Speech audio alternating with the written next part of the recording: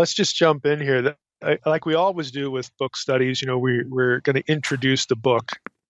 And what that means is, I'm not going to like give you this long outline. I'm not going to talk all about, date and occasion and all. I mean, I'll say a few things here and there, but what I tend to want to do in these introductory episodes is sort of give you a foretaste of the kinds of things we're going to have to think about, the walls we're going to hit, the problems and the controversies that are going to pop up that we're going to have to, try to think carefully through. Sort of just give a foretaste of where we're headed. I will say something because Exodus is part of the Torah, part of the Pentateuch, the quote unquote law of Moses. As I've mentioned many times before, when it comes to the authorship of the Torah, the Pentateuch, I am what used to be called a supplementarian. I don't buy the JEDP theory as it's presented. I also don't buy the Moses wrote every word of the Pentateuch or even 90% of it. A supplementarian is one who accepts Mosaic authorship, for parts of the Torah, the core ideas, the core episodes, perhaps that kind of thing. That there's a definite Mosaic contribution here. There's no reason to think that the man Moses could not have written substantially the material that we find in the Torah. There are lots of reasons why people doubt that, especially critical scholars. And some of their reasons make more sense than others. A lot of the JEDP idea is based on circular reasoning. So it assumes what it needs to prove and then thinks it's proven it. So I sort of reject both poles. And I think what we have here in the Torah is a Mosaic core. There was stuff that Moses wrote, and then it got accrued to. There were parts added to it later on by other hands, and there were editorial things done to the content as time went on. God used a number of people whose names we'll never know to put these 5 books into their final form. So again, that used to be sort of a mainstream view in scholarship at one point, centuries ago, maybe a century or century and a half ago. It's not so much now anymore, but I'm still there because I think that just is the best way to account for all the data. So I accept, Mosaic authorship, I accept other authorship, I accept editing by other hands, repurposing sources, the use of sources, all that stuff.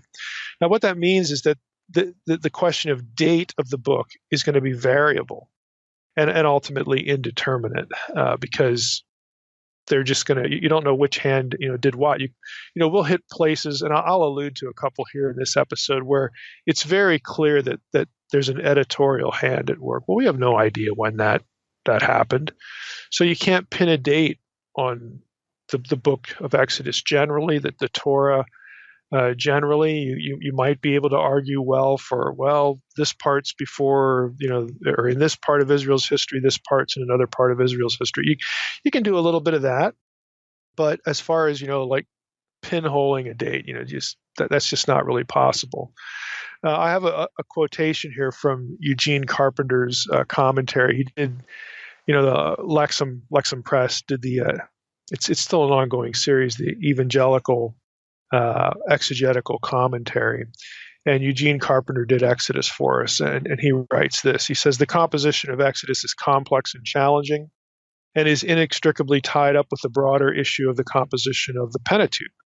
The way the author-editor has compiled the great variety of material in Exodus is an example of literary and theological genius. We're going to return to that theological part in a bit. Carpenter says that Moses was in essence the author of the book as indicated by the text itself. Certainly Moses' life and activities account for the origin of the book. That others had a hand in its composition even during the Mosaic era is both asserted and implied. For example, Joshua, Miriam, Ithamar, Eleazar, and the Levitical priests. These people contributed to the formation of the Torah. They were not the author-editor in the sense that Moses was. They were, however, inspired and followed in Moses' inspired leadership and composition of the biblical text. Several sources are suggested in the text as well, though not so evident. Certain post-Mosaic statements or features of the book indicate a post-Mosaic date for the final form of the book. So that's a good summary of a supplementarian perspective on this. And again, that's the camp I'm in. Now, Carpenter goes on to list a few sort of instances or texts that suggest, again, multiple hands. And he writes this. The text itself ascribes the following writing activities to Moses. At God's command, he wrote the continuing warfare that Yahweh would direct against Amalek. It's Exodus 17, 14, and 15. And recited it to Joshua. He wrote down the words of the book of the covenant after presenting them orally to the people. Exodus 24, verses 3 and 4. And he was instructed to record the material in Exodus 34, 10 through 27. The text also tells us that Moses charged Aaron's son Ithamar to keep a careful record of the materials used to construct the tabernacle, Exodus 38:21. Joshua was Moses' aide, Exodus 24:13, a term that indicates that he may have served as Moses' major recorder. Joshua stands out as the man who knew Moses par excellence, and it is said of him that he made a covenant, Joshua 24:25, for the people at Shechem. He set up for them ordinances or decrees, laws, or fixed rules, and model cases, Joshua 24:26. Only an inspired and approved successor, such as Joshua was at the time, could have, without impunity, written these things into, quote, the book of the law of God, unquote. This literary activity, coupled with his also writing the law of God upon tablets of stone, Joshua 8:32, suggests that he may have helped shape parts of the Pentateuchal materials. That's the end of the Carpenter quote. Now, Carpenter has a footnote at the end of that which says this: the tradition of the Jewish fathers as passed down through Pirkei Avot 1:1 is, quote, Moses received the Torah on Sinai and handed it down to Joshua. Joshua to the elders to the prophets, and the prophets handed it down to the men of the great assembly. Carpenter adds there may be more historical truth in this assertion than has been allowed in the past. In other words, this notion of succession, of approved successors, I think is legitimately the context for the editorial activity, not only in the Pentateuch, but really throughout the Hebrew Bible. It's not, they weren't out there like Dairy Queen, hiring interns or something. Hey, we need a little work on this manuscript over here. You're just out of high school, so come on over. No, I mean, these were community, not only expert scribes who would do this activity, but they were recognized by the community as legitimate successors to the tradition.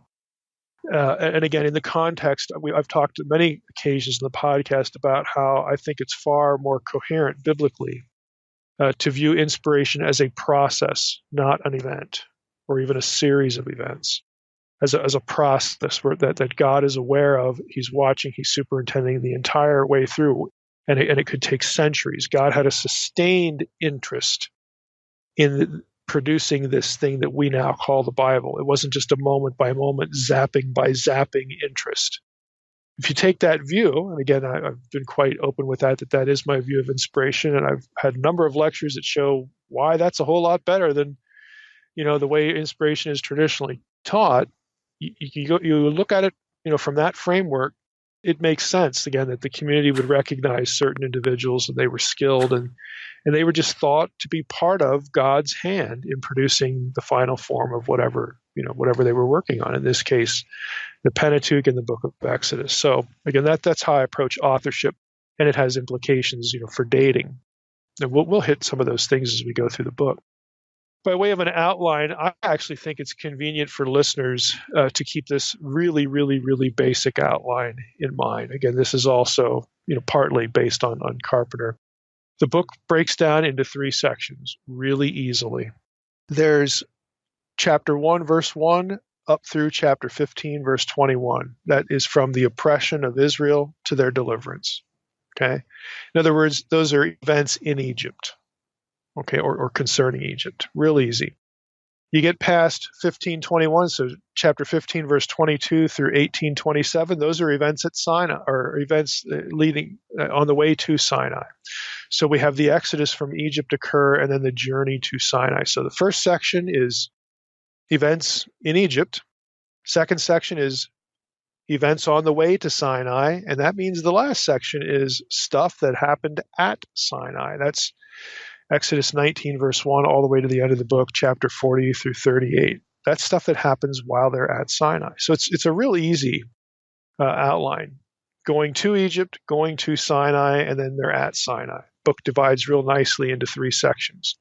But I think more interesting is the kinds of issues we'll run into throughout the book. And I'm going to sort of chop this up into 2 sets of issues. And the second set, I'm going to spend a lot of time on, really the lion's share of this episode of the podcast on. I think it's a good play. We need to cover some things in there right from the get-go. The other stuff, the first set, we'll bump into these things along the way. So I'm only going to say a little bit about them. So the first set of issues are related to problems of chronology and archaeology. And within that set, I'm really kind of thinking of 2 things, two kinds of issues, 2 kinds of problems. One is the problem of archaeological absence. And that is, does it matter that there is no certain archaeological evidence for the man Moses, for Joshua? I mean, we haven't, uncovered like the grave of Moses and it's really him, or some, Egyptian literary corpus that retells the story of the Israelites in Egypt, and leaving Egypt, and actually uses names like Moses and Joshua and Aaron. Okay, does it matter? There's an issue of absence there. Does that matter? Okay. Secondly, there are problems of archaeological data that do exist and its interpretation. So the first kind of problem is archaeological absence. Second is archaeological data and how that is viewed, how that's interpreted. Now, it's going to take more, more than one episode and more than one little segment like this to really get into the nuts and bolts of chronological debate, the problems of how things that have been discovered archaeologically affect the way scholars date not only the book, but date the events, the people, the persons, and so on and so forth. We're going to run into these things throughout the book in different places. So I just want to reference it here. And I'm actually kind of bringing it up. Again, this set of problems about interpretation of data, archaeology and chronology. I'm actually bringing it up because of the film Patterns of Evidence. I've been asked, I think in Q&A maybe once or twice about this. I'll put it, I'm positively predisposed or disposed, to the film, and I'll try to explain very briefly why here. But I want to say, though, having said that, if you think that film solves all or even most of the problems related to the Exodus, you're wrong. Okay. What it does, it doesn't really solve anything. What it does is it presents a particular approach to the problems and then offers a solution. Okay, offers, it proposes something. Hey, let's if we consider it this way, then things kind of look differently. They kind of work out, and it's drawing on the work of David Rohl. That's ROHL. We'll get into all this stuff, the date of the Exodus problem, which of course is tied to chronological method. It's also tied to external chronological issues and interpretation of archaeological data.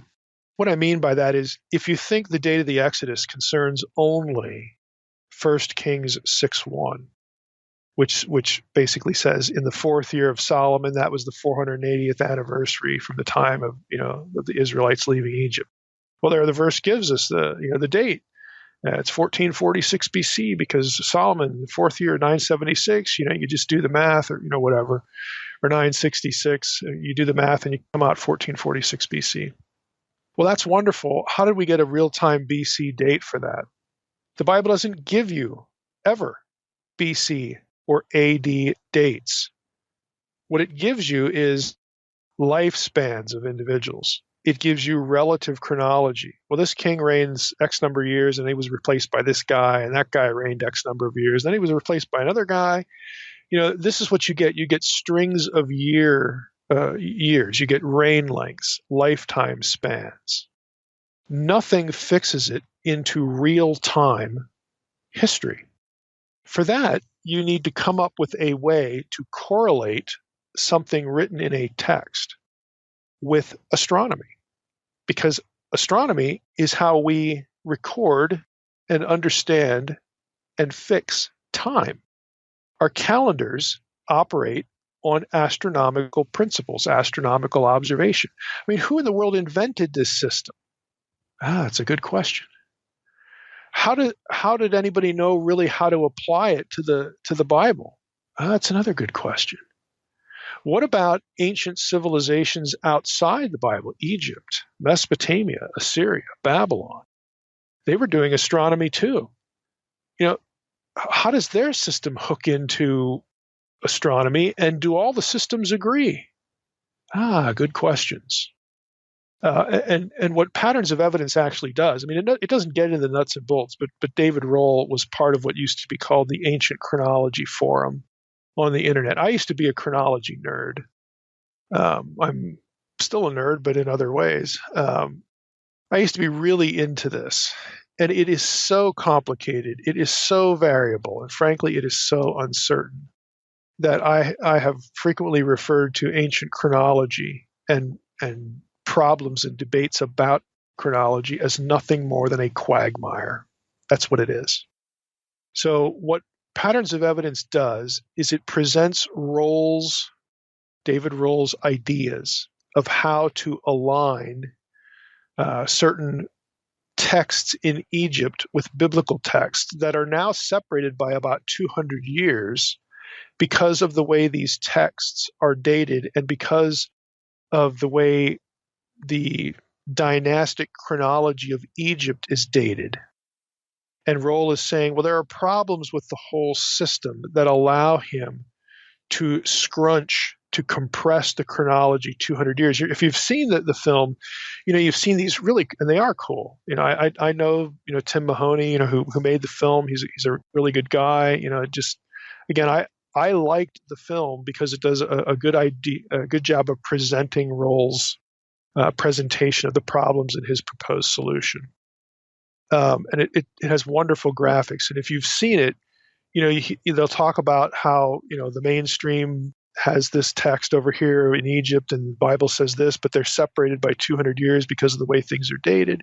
And if we could just compress the chronology, smash them together so that these texts would align in their dating, like, voila, it looks like this Egyptian thing is describing what's going on over in the Old Testament. Yeah, it does. It does. But the film doesn't raise this question. On what basis? By what authority can we just compress 200 years? We can see that it works nicely. It produces a nice result. But on what basis do we do that? Let's say that, there are problems in chronology. Well, why are we worried more about correlating things in Exodus than actually fixing a real-time chronology? Because the film only deals with the Bible in Egypt. What about the Assyrians? What about the Babylonians? What about the Hittites? What about the Greeks? I mean, they all have their own chronological systems as well. It's the Mediterranean. They're looking at the same sun and the same moon. They're all doing astronomy and calendar. What if we only compressed it 50 years and everything aligned up? Well, that still leaves us with a gap with the Bible. In other words, this is what happens in ancient chronology discussion. People aren't just trying to relate the external ancient Near East with the Bible. And some of them aren't even interested in that at all. Some of them are trying to correlate the entire Mediterranean, every system, with each other to produce a coherent chronological reconstruction that has no outliers. And there's a lot that can go wrong. There's a lot that cannot be known because there are disagreements all over the place, even in astronomical observation and the way those observations are described. There's a lot of ambiguity in a particular, the Egyptian system deals with something called the Sothic cycle, the rise of Sirius, Sothis. Well, depending on how it's worded, that may refer to an event that happens every year, or it may refer to a cycle of 1460 years. And guess what? The writers never tell us. people have to guess. Ancient chronology is based on a lot of guessing. Some of it is more educated than others.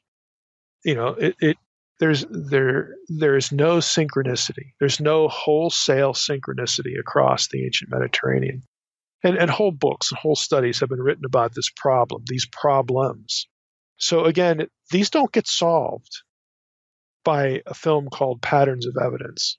Again, it presents Roll's view and it does it really nicely visually, but it doesn't inform you as to what gives Roll the authority to compress the whole thing by 200 years. It looks nice at the end of the compression. Looks really nice. But you have to ask yourself that question, again, by what authority? How do we know that this is the right thing to do? Honoring all of the evidence, not just textually, but astronomically, archaeologically, all of it. And then the second question is, well, does our compression work everywhere else? Aha. Again, this is a quagmire, but we're going to get into, because we have to, issues of ancient chronology. And the best I can do, again, I'm not going to solve all the problems either. The best I can do is explain to you why scholars argue one direction or the other, how it works, what's the basis of their conclusions. And then, you can do further research and land where you will. But again, that's the stuff that we'll run into periodically. What I want to spend most of the time, the rest of the time of our episode on here, is the second set of problems, and that is those are problems of historiography and literary presentation. How the book of Exodus presents its content. And what I mean by here is really, you can put it in a simple question. Is Exodus theology or history? Or is the answer yes? Or a little bit of both? How do we view this? Does the existence of a meta-narrative, the laying out of God's salvation plan, does that nullify history or does it require it? Does it reinforce it? Are those two things compatible? What I mean by this is it's very evident to scholars, if you pick up a good commentary on Exodus, that things written in Exodus are hooking back into Genesis, like with the patriarchs. And you will get fulfillments of certain things said to the patriarchs, or you'll get sort of a progression of like the covenantal language about the land and all this sort of thing. So that makes it very clear that the writer of Exodus is presenting theology. It's presenting God's activity with his people in this particular place to propel what he is going to do to reinstall the kingdom on earth and to, again, gather his people back to himself who are estranged, from him and the nations and so on and so forth. So in presenting those theological points, a lot of people wonder, well, is that the same as history, or is he just doing theology? Are these two different things? Are they two related things? Are they compatible or incompatible? Those are the big questions. So that again prompts other things like, well, how should we think about biblical historiography, the writing of biblical narrative? How should we think about a term like historicity? What is history? What is historicity? How do we view these things? How much precision is required for something to be considered historical, especially by modern thinkers? If we can look at a passage in Exodus and we can see that the passage is actually arranged deliberately, or it does something deliberately to convey a theological point, does that mean that the writer had to sort of ignore history to do that? Or is he using history? Or is there some other kind of relationship? What if we have polemic mythicizing going on? The writer's taken a shot at some ancient Near Eastern religious idea or a deity. Well, in the process of doing that, do we have history then? Or is the guy just giving somebody a theological poke in the eye by the way he tells a story? Is the story being told real history, or is it, a theological punch in the nose? Or are those two things inherently distinct and separable, or do they work together? These are the big picture questions that we have to think about. And let me give you some examples here. And there's a lot of them. Again, we're going to run into all these things in the book. And so I'm just going to run through them. Why does Exodus, again, purportedly written by Moses in the 15th or maybe the 12th, depending on what chronology you use, the 12th century BC, why does Moses use a word, karuv, cherub, that has a well-known Mesopotamian origin? Why does he do that? The only other place we see the karuv is in Genesis 3. And Genesis 1:11, as I've said before, has lots and lots and lots of Babylonian connections to them. I thought the context for the Exodus was Egypt. Why is this word there? I mean, the Egyptians didn't use this. Why do elements of the tabernacle mimic Egyptian, Mesopotamian, and Canaanite artifacts? The Ark of the Covenant has a clear point of analogy to Egyptian palanquins. We'll talk about what they're boxes, with figures of the deity inside them. Okay, the menorah has a very clear Mesopotamian counterpart, the whole tree of life kind of thing that has Mesopotamian roots. Again, there we get Genesis 1-11 content. The structure of the tabernacle, the outline of it, though, is very Canaanite. Why do we get all three of these? Why isn't it consistent? In each section, again, the writers or editors of Exodus will repurpose material found in Genesis to remind readers of things that happened before in God's redemptive plan. Does that make the storytelling artificial? Or is it true history? Is it mythic? And what does mythic even mean? Is that history? Does it negate historicity? A myth, in academic parlance, is a story where divine beings, supernatural beings are characters and supernatural things happen. Again, does that mean it's non-historical? Well, you say no, of course. God can act in history. I agree, he can. But the bigger question is, does this telling of the story have theology as its aim, or does it have history as its aim? And are those things necessarily separable? That's the bigger question. Here's another one. What about apparent literary polemic that connects whatever's being talked about in Exodus to other ancient Near Eastern stories? How about the abandoned child motif?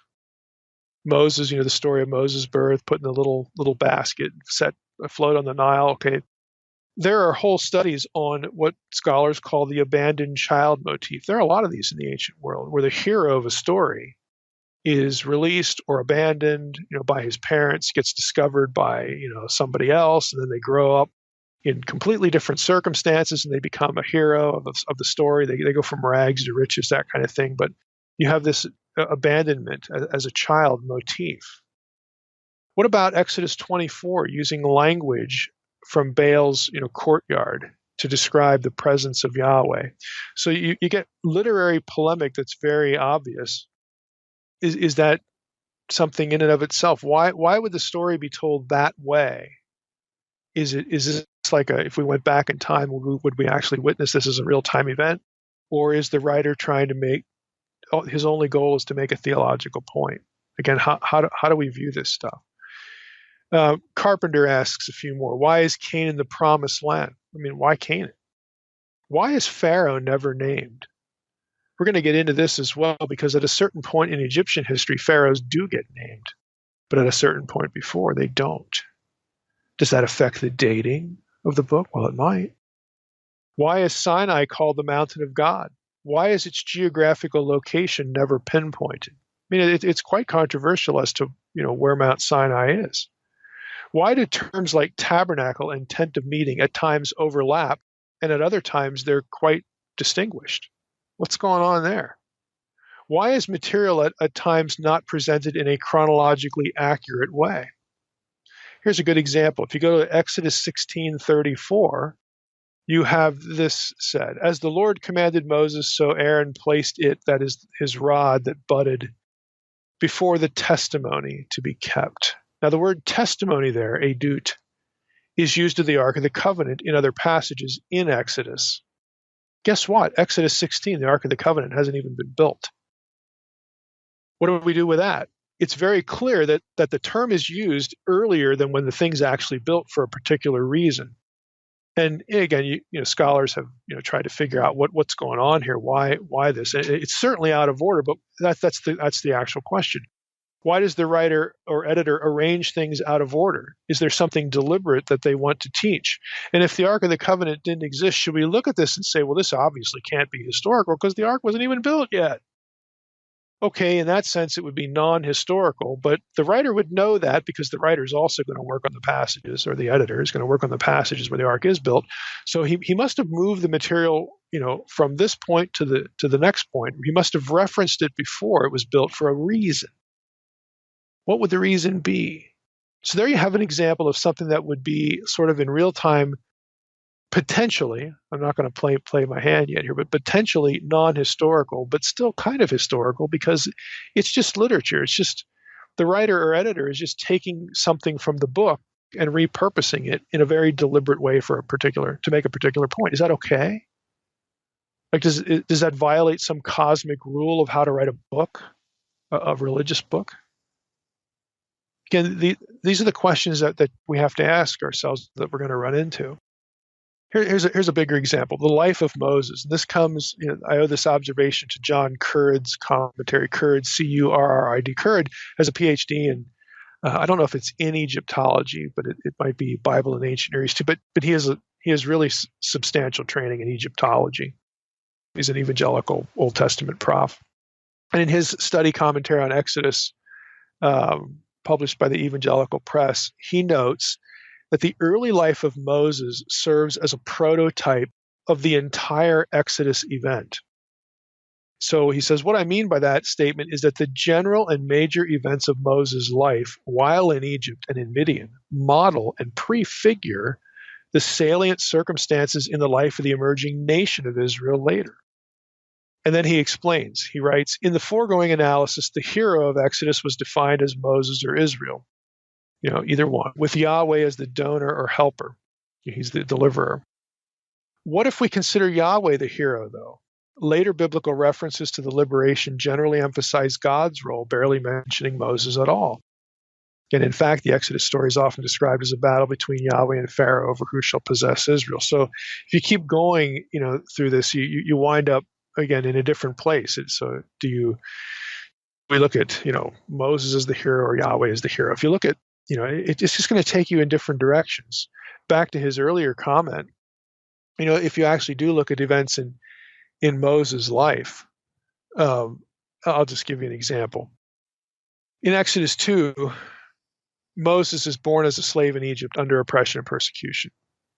Then he, in Exodus 2, a little bit later, the baby Moses being put in the ark, he undergoes some water ordeal and has to be delivered. Then he escapes to Midian later in life. Then he sees a theophany of the burning bush at Mount Sinai. And then he, has this doubt, about, God using him to deliver the nation. Well, if you look at the nation's history, in Exodus 1, they're born slaves in Egypt under bondage. Okay. Israel goes through a water ordeal at the Red Sea and is delivered. Israel escapes to Midian in Exodus 16 through 18. Israel has its own theophany experience at Sinai, and then Israel becomes unfaithful, during the wilderness wanderings and so on and so forth. In other words, the circumstances of Israel as a nation mirror those of Moses. Is that artificial? Would we read the account, one way if we look at Moses as the focal point as opposed to God as the focal point or Israel as the focal point? So again, these are big picture questions that you can see them in a close literary reading, that these kind of patterns emerge. So is that artificial? Are we getting real history? Are we getting theologized history? And is theologized history not really history? Again, these are big picture questions. I could go through, again, a bunch of other examples, about how when you read it as literature, there are things that emerge, patterns that emerge, that hook into not only other parts of the book and other parts of the Torah, but even wider, ancient Near Eastern literature outside the Bible. And this is why scholars, again, look at Exodus.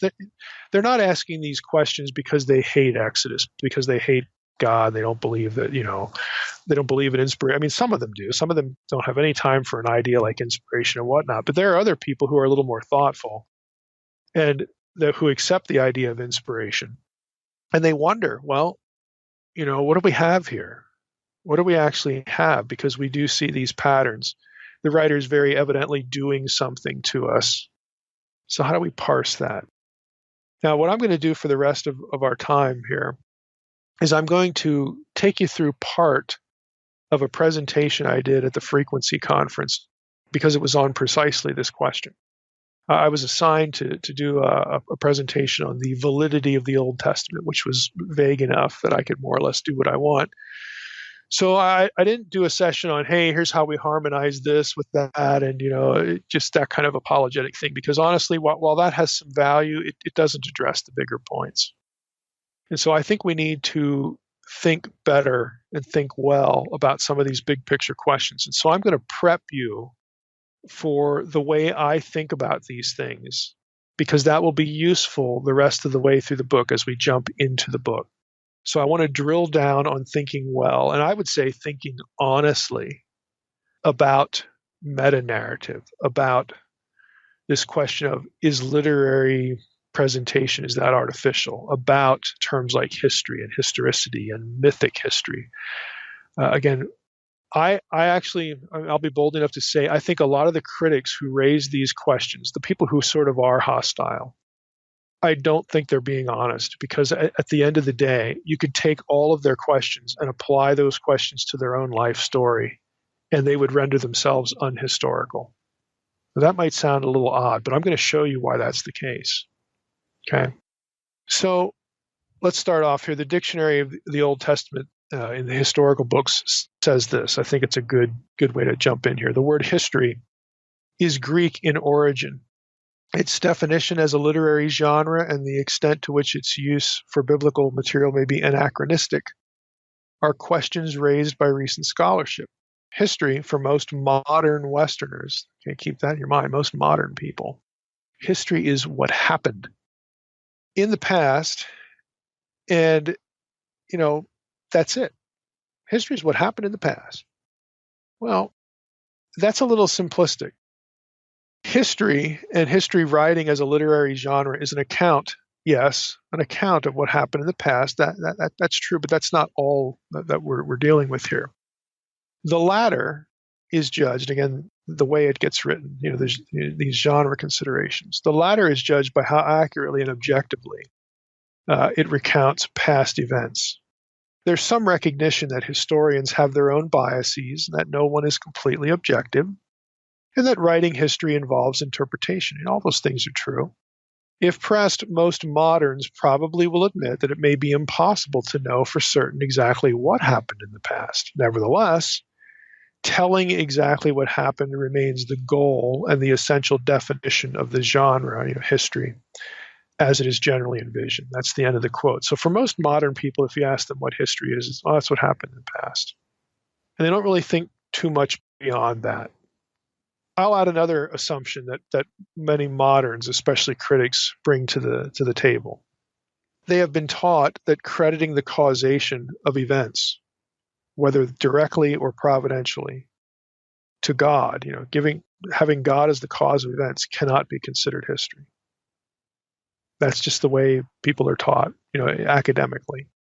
And the reason is people will say, well, we can't really be sure objectively, like scientifically, if God exists. And if we can't be sure about that, then we can't be sure about his activity. How would we know that God's the cause of something if we don't even know that God is for real, that we can't objectively, and that's the key word, we can't objectively, scientifically prove God's existence. So if that's the case, we can't say anything about what he might or might not have done. Now, do you see the potential problems and inconsistencies with these ideas that history is a record of things that happened in the past? That's the goal of it. That's the only thing that we should. That's the only way we should evaluate a term like history.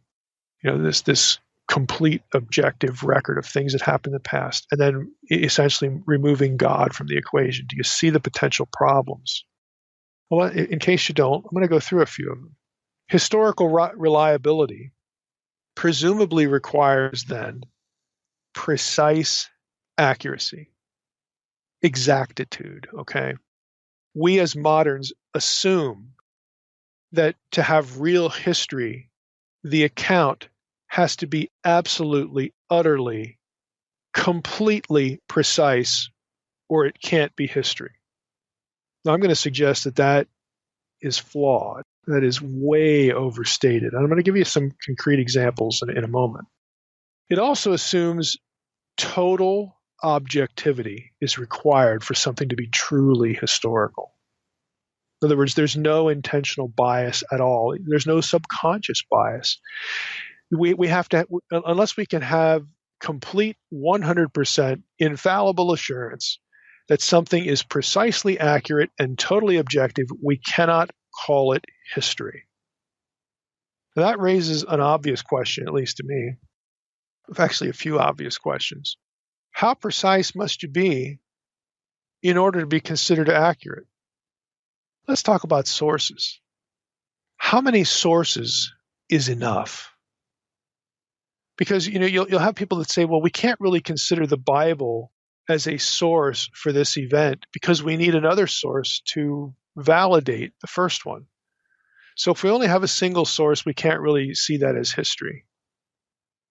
Well, there are some times when you get 2 or 3 sources and they're still not satisfied.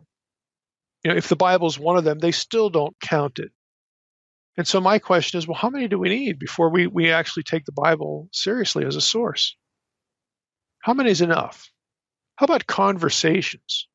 Do conversations count as historical evidence? Let's say, in your own life, you have a conversation with somebody, your dad 10 years ago. You know it occurred. Nobody else was there. Now, if you were writing your own biography, your autobiography, is that to be excluded as a source because it can't be correlated?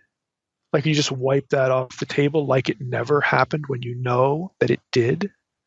Well, if you're going to be completely, that might be bias in there because it was you and your dad, we can't really consider that now because are you really objective? And boy, we wish we had more sources, and then we could correlate that with other sources and determine precise accuracy.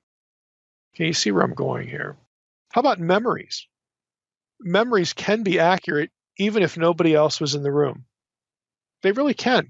I mean, they can be flawed, obviously. It can work both ways. But to rule them out because nobody else was there, is that reasonable? Really, is that reasonable? Since an event and the interpretation of the event are 2 different things, can the event be made known reliably? If we know about your biases, that's another question. Is reliability made impossible or unlikely if we know about an author's bias? Put another way, does partial information about an event mean that what is said about the event is untrue? How exhaustive and inclusive and objective must the report be to be considered precise and unbiased? Now, when I was at the Frequency Conference, I used a book as an example. And here's the title of the book. Invisible. Subtitle, The Forgotten Story of the Black Woman Lawyer Who Took Down America's Most Powerful Mobster. And I picked this book because I was speaking to an overwhelmingly African-American audience. And I used this book to grab their attention because the book is about a very obscure Black woman lawyer at the Lucky Luciano trial. She was behind the scenes, and I think it's her grandson, wrote this book about his grandmother and the role she played. Now, here are the questions. Is his history, because it's about his grandmother and he's related to her, is his history less objective than other histories of the Luciano trial? It must be because they're related. Well, can you objectively demonstrate that it's biased, less objective, or are you assuming something that you really can't prove? And that might be disproved if we look at the transcripts of the court records and all that sort of stuff. So is this history really less objective? Were the lives of all the other people involved in this trial, were they all researched at the same level of detail as this woman? Oh, well, to be objective history, he should have written books on all the lawyers that were involved, because then we could rule out bias, and then we could cross-check information. we could see, we could get this, super precision that we need to call it history. Really? Really? You got to write books on everyone involved to call this one history? Really? How about, were there conversations from which the data are drawn? Okay, there certainly were. This is a courtroom. Were all the conversations recorded? Well, no. In his book, he's interviewed people, people who were there, people who were involved. Their conversations, what they're reporting to the author, they weren't recorded. They are memories. Are they all wrong because they're memories, because they don't exist in written form somewhere? Again, it gets a little absurd. So here are some questions for us and for historical critics. Is your version of your own life objective? If you're telling your own life story, are you including all perspectives equally? How would your first girlfriend in high school, relate this? How would your mom, your sister, your aunt, your cousin 3 times removed, do you have to exhaustively go to all of them and include all their thoughts to really tell the story of your own life and have it be historical? It might be incomplete without them, but that's the question. Is an incomplete accounting, is it still history? Is it an all or nothing proposition? And again, I'm suggesting it's not. It's not an all or nothing proposition. And in fact, there's no way to do all these things because conversations and recollections of events don't all get produced to written form and preserved so that somebody 100 years later can fact check them. It just isn't the way life happens. So could you actually even tell your own story by these standards? How precise are your data? Well, you're the only source for that data point, so we can't include it. And if we do include it, then it's not history. Are all the recollections you have cross-checked with other source documents? And how many are enough? And do you have recordings of all your Again, this is absurd. What about God? Does belief in divine activity in your own life, does that make something unhistorical? Divine causation shows up in many ancient Near Eastern accounts that are not in the Bible, like Ramses' victory at Kadesh over the Hittite. They attribute the activity of their gods to the outcome of events. So why do we consider those things historical, but we can't do that with the Bible? Why? Well, I think we kind of know. Because if we do that with the Bible, then we actually have to count it as a source. And if we count it as a source for our history, and we can't invalidate it, then maybe we're accountable to it. Because we look at the Bible as something different in terms of our accountability to God and so on and so forth. We don't do that with Egyptian texts and Assyrian texts and Hittite texts. But then we use a false test, divine activity in the story, to rule out the Bible when we're just fine accepting it on the other side. That's inconsistent. I'm going to tell you my own, to illustrate this, I'm going to tell you my own story of how I got my job at Logos. Okay, we have a few minutes left here. And this, I think, illustrates well the question of history versus mythic history, including supernatural events and characters in the story, and how they both can be historical. It's not a mutually exclusive idea. So here's how I got my job at Logos. And again, this is me. I'm not embellishing it. It's just the story. It just is what it is. So when I was in my last year at grad school at Wisconsin, I'm going to finish the program in like 2 months, which means I'm going to lose, I always had 2 or 3 jobs, but I'm going to lose all but one job, which means I'm going to lose my health benefits and basically 2/3 of my income in 2 months. So I have been applying for jobs since I hit the dissertation phase, which was 4.5 years, almost 5 years prior. And I'm not getting any nibbles. Okay. We could go into details as to why that may have happened. I don't really know, but I'd only have guesses at that point. But there I am. I don't have a job. I don't know what I'm going to do. I got 4 kids, and it's just not looking real good. So one of the things I was doing for almost 5 years, is looking at the SBL, Society of Biblical Literature website where they post jobs. I know from 4 years of experience at that time, they only update the site the first week of every month. I've had 4 years of that. I know it's entirely predictable. So I'm in the middle of the month. I come home, from teaching, one day. I get home. I got a couple minutes to kill. My wife's not home yet. She's out with the kids doing something. And I'm just kind of bored. I'm a little bit depressed. I'm just wondering, what in the world am I going to do? And I thought, well, let's go look at the job board. And I'm telling myself while I'm sitting at the keyboard typing, you're just wasting time. You know that it's going to be exactly what you saw 2 weeks ago. This is stupid. Do something else, feed the dog, just do something else. This is dumb. So I'm having this internal conversation while I'm going to the website, and the web page opens, and it's been updated for the first time in over 4 years in the middle of a month. And I'm astonished. And the job that has just popped in there is the job I presently have. It was the Logos job. So I have everything ready. I've been doing this for years. I've got my resume. I fire this thing off in an email.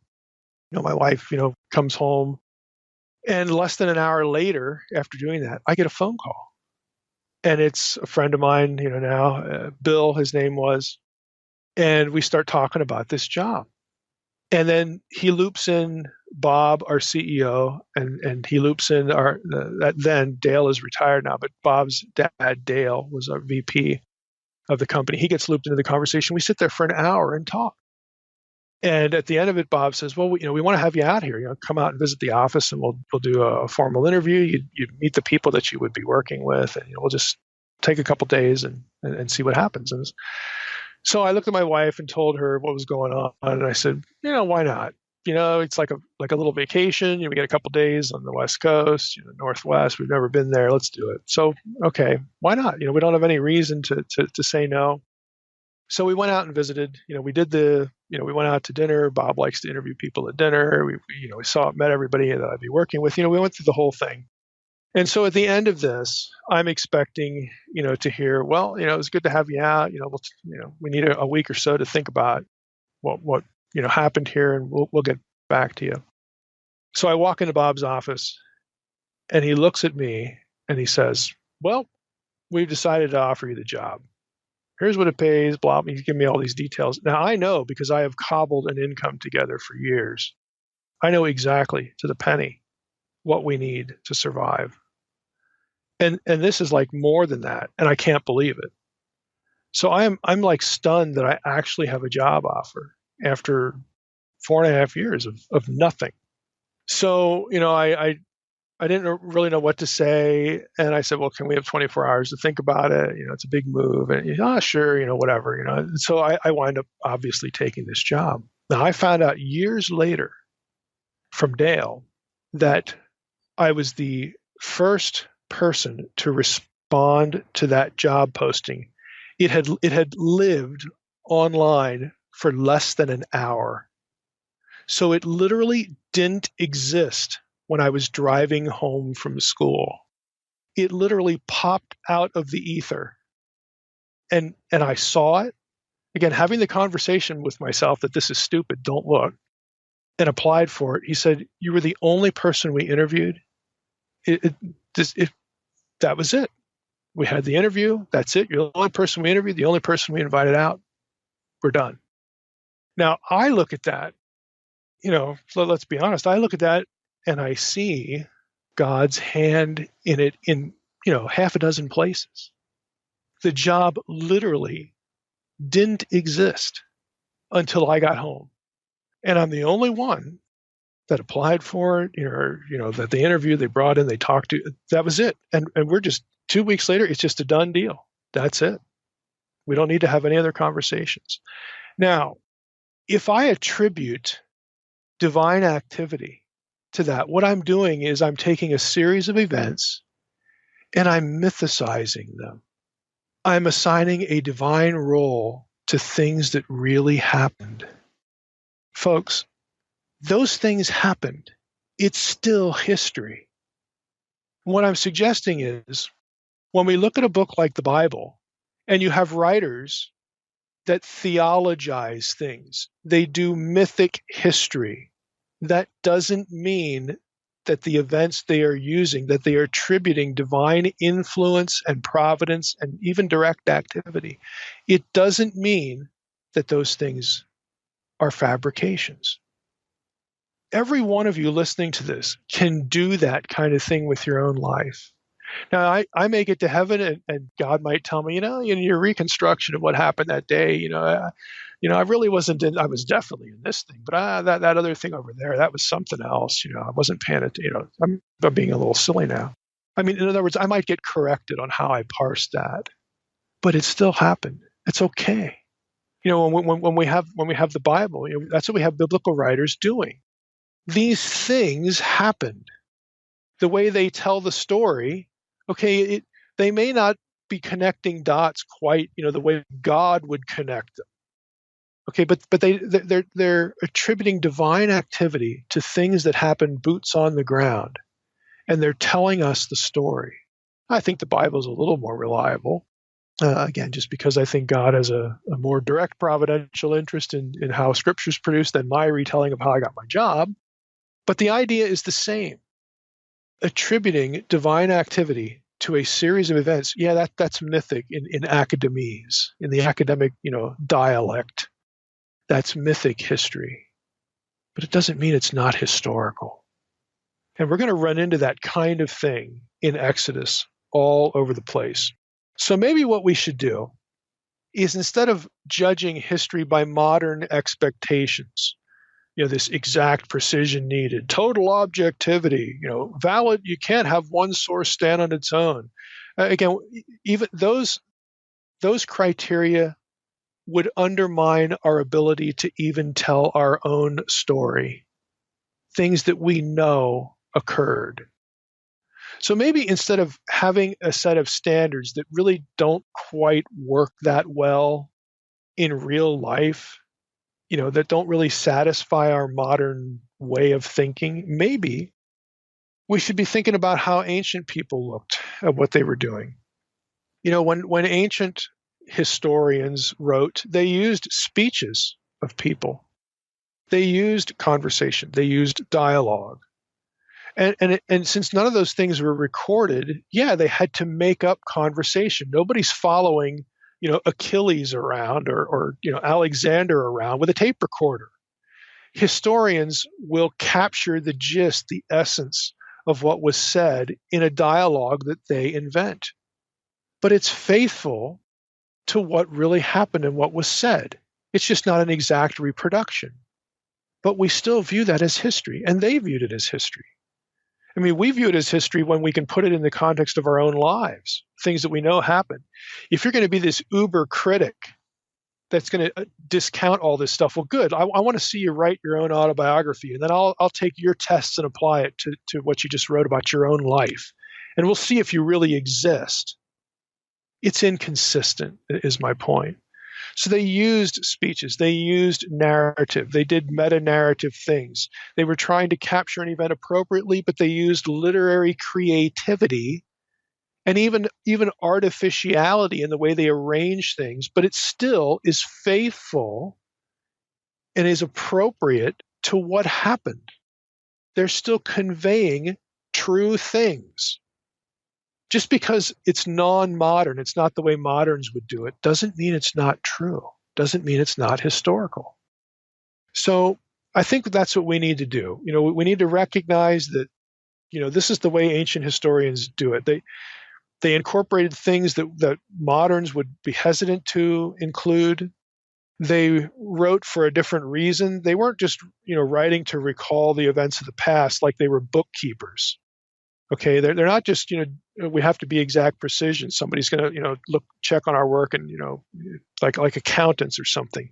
They were writing to convey things that happened, and they would get into the interpretation, the significance of why these things were happening. And they would parse things through divine activity because they accepted that in their worldview. They examine present conditions and circumstances. They try to teach things through them, some moral objective or theological objective. It doesn't mean that the thing they're using to teach that lesson wasn't real. They're just doing something a little bit differently than we would do it today. So again, this is the kind of thing that we're going to run into in the book of Exodus. It's important, I think, to try to be consistent in the methods that we, use to evaluate whatever we're reading in the book of Exodus or something else, some other ancient piece of material, and also try to keep things in their own context. That's what's important here. So hopefully, again, this helps prepare us for the rest of the book, because we're going to get into this stuff a lot. A lot of things you know about, a lot of things will be new to you. But again, this is where we're headed.